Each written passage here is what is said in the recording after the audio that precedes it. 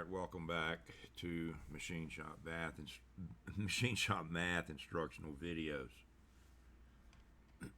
This should be video 3. It is the step through on the 7 habits of highly effective people and what I expect.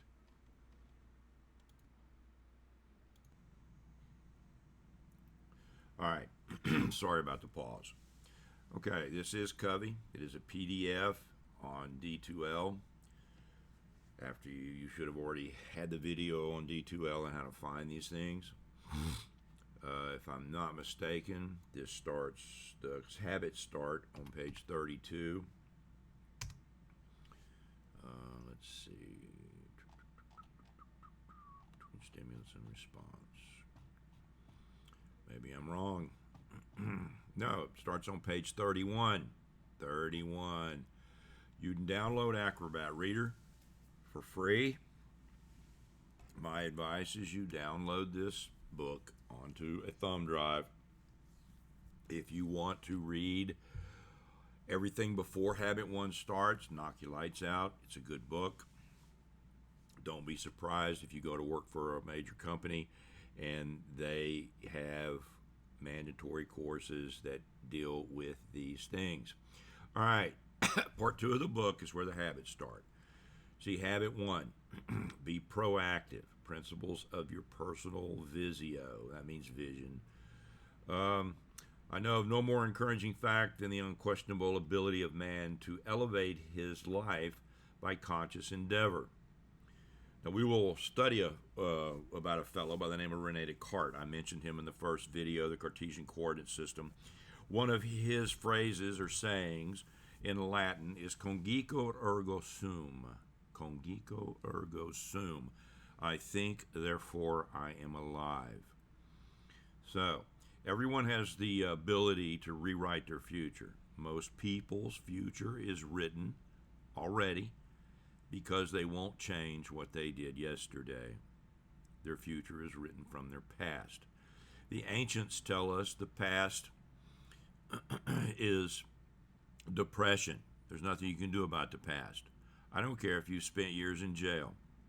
You want to change your life? Stop what you were doing. Become what you want to be, not what you have been, and that is your choice and your choice only. No one can make you do it. The ancients tell us that the future is anxiety because we cannot control it. Now, that doesn't mean you shouldn't prepare for the future. But instead of setting goals, maybe you should set intentions. Goals set you in a hard, fast box. And goals are okay.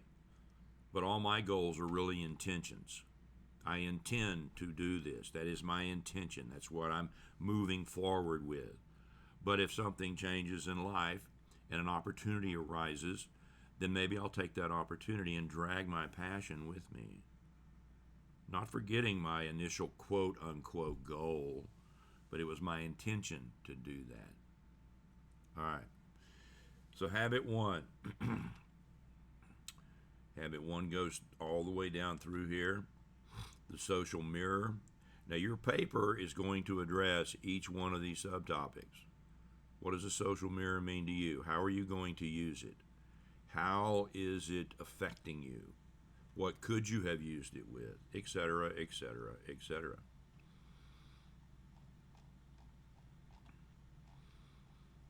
Between stimulus and response is another thing you will address. And I don't care if your reflective paper is basically in some kind of outline form. I don't care. This fellow here, Viktor Frankl, wrote a book, A Man in Search of Meaning. He was a Jewish psychiatrist, a contemporary of Jung.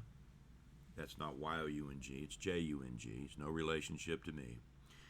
Although I could probably use a psychiatrist every now and again. Of course, that would give him a strange trip through my head. But nonetheless, he survived the concentration camps. All his family died. And how he survived mentally and emotionally and psychologically was he got into the conversation of acceptance. He accepted the Nazis for who and what they were. Did many agreed with them? Did many liked them? But he accepted them for how they thought and what they thought of him. He expected nothing more than the fact that the leopard had spots and will bite you. All right. So, it's a good book, A Man in Search of Meaning. I've read it many times. I made all my boys read it before they went off to war, following in my footsteps. Anyway. Proactivity defined. What does that mean to be proactive?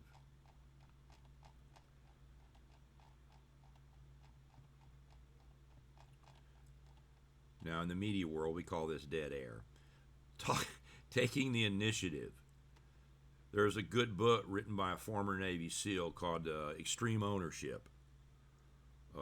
That's what sets us Special Operations Group people. I'm a former recon Marine. But all your high-flying, highly productive people take extreme ownership for what they do. And it starts with us in our individual lives. Taking the initiative. Act or be acted upon.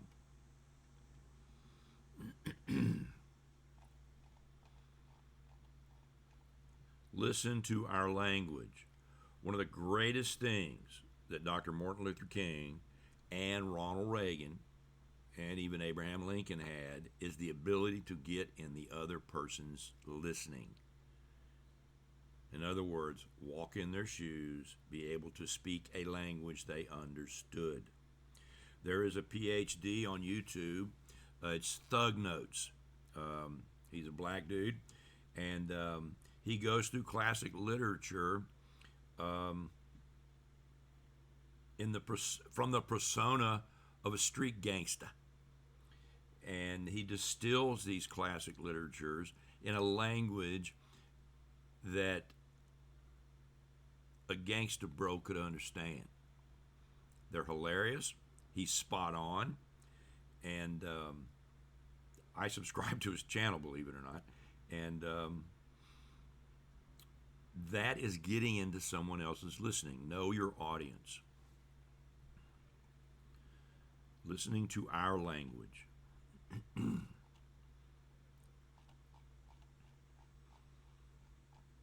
Circle of concern and circle of influence. Now, people cannot understand this. We got a world full of snowflakes and a whole bunch of senators and congresspeople all over the planet, politicians that don't care about this, and that's why the world is on fire. All right. Circle of concern and circle of influence. It may be a concern of mine, but I have no control over it. So am I going to sit around and whine and cry and moan? No. I'll give you an example. I did not vote for Barack Hussein Obama. I had great hopes for him as president. I was disappointed, as I am with most of the presidents. But he was my commander-in-chief. He was duly elected, and I was duty sworn by the Constitution as an American citizen to defend him in his right to rule as president with my blood. So, I may have had some concerns over what policies he did, just like I did about Baby Bush and Daddy Bush and Clinton and some of the things that Trump does. But I'm not in their circle of influence. So am I going to sit around and just grind myself to the ground? No, I'm not. I will vote, I will send letters, and outside of that, I have to accept what's been coming at me and move on. Direct, indirect, and no control. Do I have direct control? Do I have indirect control? Or do I have no control? Now, in my position at Lone Star, I don't have control over a lot of things. I have direct control over some things, and I have indirect control over some things. I have some people from the Chancellor's office that have me on speed dial and call me quite often for advice because they know I will not give them a lie. I will tell them the truth even if it is uncomfortable for them. but I take extreme ownership for what I do.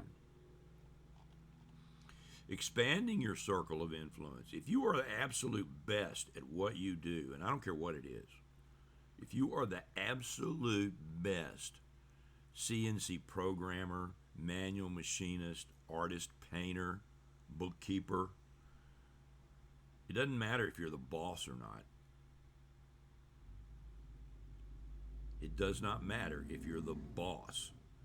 People are going to come to you because you are good at what you do. Your circle of influence.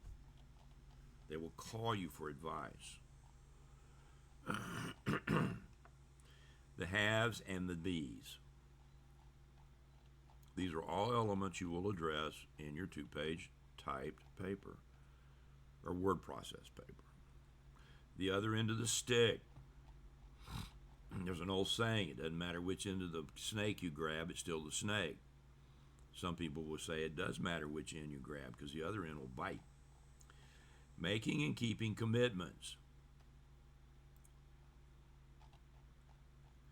Proactivity. Here's a 30-day test. If you want to do the 30-day test, that's fine. Or go back and revisit this after the course is over. The book is yours. And here's some suggestions for application. Just give me a reflective paper on how these points occur to you.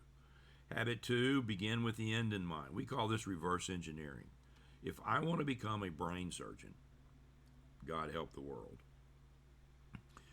I am going to have to, number one, decide what kind of brain surgeon I want to be, what kind of medical school, surgery school I want to go to, then what kind of medical school I want to go to, and then what kind of undergraduate, graduate degree I need. And then I've got to look and say, do you really want to do this? So I start with the end in mind and I work backwards.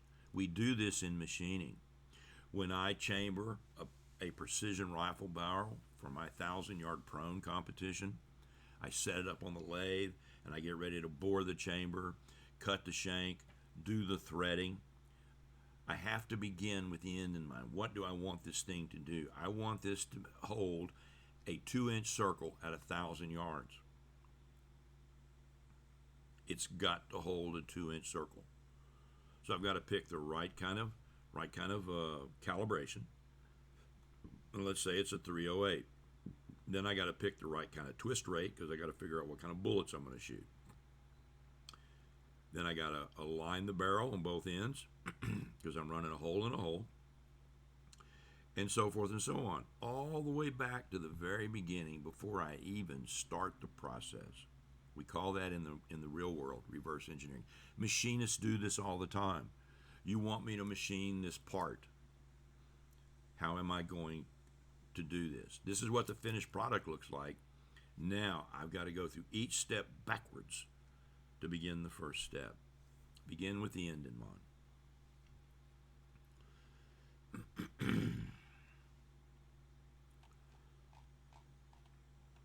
What it means to begin with the end in mind. Now, this is all habit 2. This is in your second paper. So, this is a very short video. Hopefully it'll be less than 15 minutes. But these are the habits. Habit 1, 2, 3, 4, 5, 6, and 7. All these habits are due to me. I don't care if you finish the final early. You still owe me these habits, or you will not get the grade on your final. So, the habits are not negotiable. So, I've had some machining companies actually hire my students over the other ones at other campuses because I made them go through Covey. And that's one extra thing they don't have to do for their employees. When these people come in, they're already familiar with Covey's 7 habits. So when they put them in their company training, there's a reasonable expectation that they understand the basis of Covey. All right. I think you will, at the end of the 7th habit, you will probably find some value in this. I've had some students that for the first 2 papers complained and talked about how stupid this was, but I could tell they read the chapter, the habit. And by the 3rd habit, they said, okay, they went back and reread the first 2, and they go, this is really making sense to me. So, now, I don't think there's anything else. Are there any questions? Oh, that's right. Okay, you have a question. You in the front row. Oh, wait a minute. This is an online course. Okay. All right. Yeah, that's another bad joke. Okay. So, all right. So, here's your personal mission statement. Everybody should have that. It might be something for you to work on. If I could sum up how I feel about people, what would be my personal mission statement? Mine is ride hard, shoot straight, and always tell the truth, even if it costs me. That's my mission statement. And there's a fourth part to mine. Always approach people from a position of mutual acceptance. So I have 4 parts to my personal mission statement. All right. And then after habit 2, we'll get down here.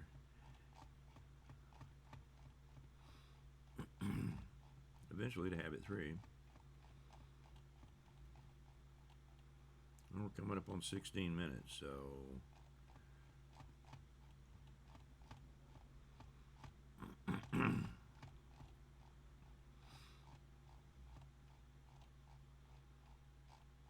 habit 2 is pretty long.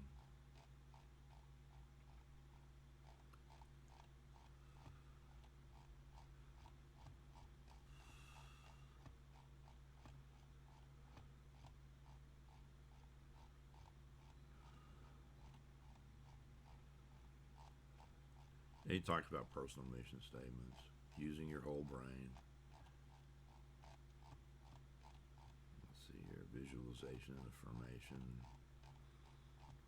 There's perception versus reality, identifying your roles and goals. I would submit that you should start with an intention, and if it becomes a goal, that's fine. But the problem with some people is that goals forces them to stay in a box and doesn't allow them to be flexible. So I always like to look at goals as really an intention. Here's habit 3. Put first things first. Okay, your personal management. That goes back to that emotional capital we talked about. Okay. All right. That should give you an idea of what Covey looks like. Each paper is going to be 2 pages addressing each habit. If you want to do these early and before Thanksgiving, have all 7 of them to me, that's fine. Knock your lights out. As long as they're properly done. All right, that ends this this video. If you have any questions on this, you certainly can email me. And that should be the end of it. All right, we'll see you on the next video.